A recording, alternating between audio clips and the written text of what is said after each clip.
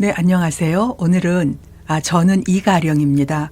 오늘은 문제점, 추진 배경, 추진 과제, 기대 효과 쓰기에 대해서 말씀드리도록 하겠습니다. 문제점, 추진 배경, 추진 과제, 기대 효과는 많이들 쓰고 계시는데요. 오늘은 제가 이 논리의 흐름, 고리의 연결 과정을 살펴서 말씀드리도록 하겠습니다.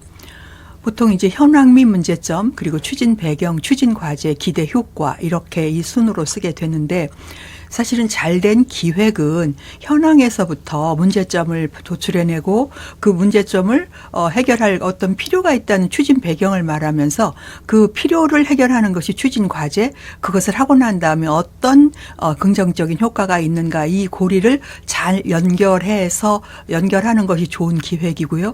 그다음에 그 연결 고리를 잘 나타내면서 그 결제가 가능한 그 문서로 쓰는 것이 좋은 기획 혹은 보고서가 되겠죠.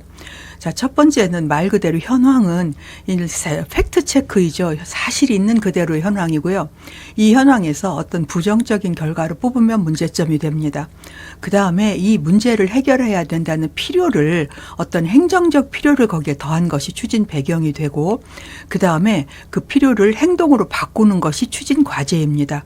그리고 이 추진 과제를 이렇게 한 결과, 행동의 결과로 어떤 변화가 나타나는지 그 긍정적인 변화에 대해서 쓰는 것이 기대 효과입니다. 그리고 요 현황 및 문제점은 이게 현 시점이죠. 현재 상태이고요. 기대 효과는 나중에 이상적인 미래를 이야기하는 것이라고 보면 되겠습니다. 자, 예를 들어 보겠습니다. 동네 공원의 쓰레기 문제인데요. 현황은 있는 그대로의 사실이에요. 공원에 이용객들이 굉장히 많이 늘어났어요. 그랬더니 어떤 일이 생겼냐면 이 현황에서 비롯된 부정적인 결과예요.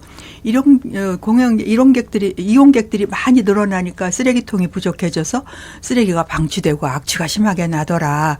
이게 이제 문제점이에요. 그래서 현황, 이용객이 증가했다.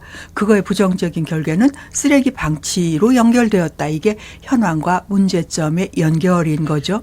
그러면 이제 두 번째는 추진 배경이 되는데, 그러면 이 문제를 해결할 필요에 대해서 행정적으로 어떤 필요가 있는지, 또는 외부 환경에 무엇이 바뀌어 있는지를 적어주는 게 필요해요. 그래서 자, 쓰레기 방치가 되어갖고 이게 문제점이죠. 악화되고 있는데, 시민들이 생활환경 개선 요구가 높아지는 게 이제 외부 환경이고, 그 다음에 행정적인 필요는 뭐다? 쾌적한 공원 환경을 조성할 필요가 있다. 그래서 추진 배경은 대체로 필요, 이렇게 끝나는 경우가 많죠. 그래서 문제점, 외부 환경, 시민 요구가 증가한 것, 그 다음에 행정적 필요, 쾌적한 공원 조성이 필요로 수렴한 것이 추진 배경입니다.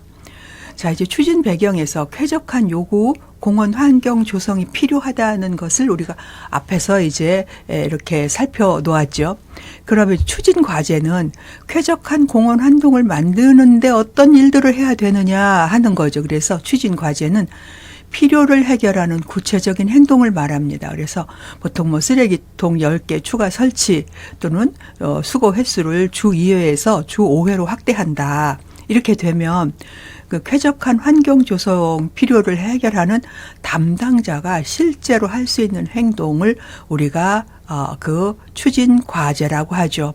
자, 그러면 기대 효과는 뭐다? 이 추진 과제를 잘 실행하고 난 다음에 수혜 대상, 이때는 수혜 대상이 누구일까요? 시민이겠죠.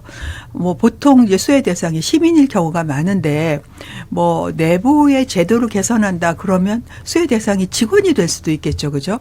그 수혜 대상에게 나타나는 긍정적인 변화예요. 그래서 공원 이용 시민의 쾌적한 환경, 이용이 가능하고, 그 다음에 민원이 감사할 것이다. 그래서 수혜 대상에 나타내는 긍정적 변화를 표현하는 것이 기대 효과다. 그래서 자, 짧게 이야기하면 공원에 쓰레기가 넘친다. 이게 문제점이에요. 그럼 추진 배경은 쓰레기가 넘친다는 자체가 추진 배경이 되는 게 아니라 환경 개선이 필요하다가 추진 배경이 돼야 됩니다. 이제 그 많은 사람들이 헷갈리는 게 문제점이 추진 배경을 그대로 쓰는 경우가 많은데 문제점에다가 어떤 필요를 느껴서 행정적 필요가 뭐가 필요하다라는 걸 넣은 것이 추진 배경입니다. 그러면 추진 과제는 이 추진 배경을 해결하려면 어떻게 해야 된다? 쓰레기통 늘리고 횟수 늘려야 된다. 그래서 그렇고 난 다음에 어떤 효과가 있느냐. 시민이 쾌적하게 공원을 이용하게 된다. 이게 기대 효과가 되는 거죠. 그러니까 추진 배경, 추진 과제, 기대 효과 이거 모든 것들이 이 문제점에서 나오는 거고요.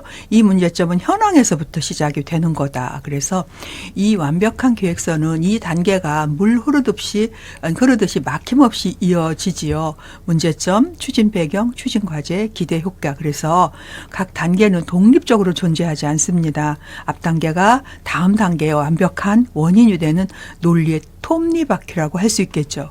그래서 현황에서 부정적인 결과를 뽑으면 문제점이 나오고 그 문제를 해결해야 한다는 필요를 더하면 추진 배경이 됩니다. 그리고 그 필요를 행동으로 바꾸면 추진 과제가 되고 그 행동의 결과로 나타나는 변화가 기대 효과입니다. 요 짧은 요 4줄의 문장만 기억하고 계시면 이렇게 보고서를 쓰시는데 훨씬 도움이 되실 거고요. 제가 이 말씀을 드리는 것은 요새 인공지능으로 보고서 써줘 했을 때 인공지능들도 이 톱니바퀴를 잘 갖추지 못한 채 나오는 경우가 많아서 선생님들이 요 톱니를 잘 기억하셨다. 가 인공지능이 써준 그 과제들을 얘들이 잘 썼는지 판단하는 기준으로 삼으셨으면 좋겠습니다. 이게 기본 구조입니다.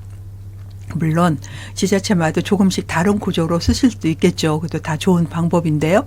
이 구조로 쓰면 보고서가 훨씬 설득력 있어집니다. 감사합니다.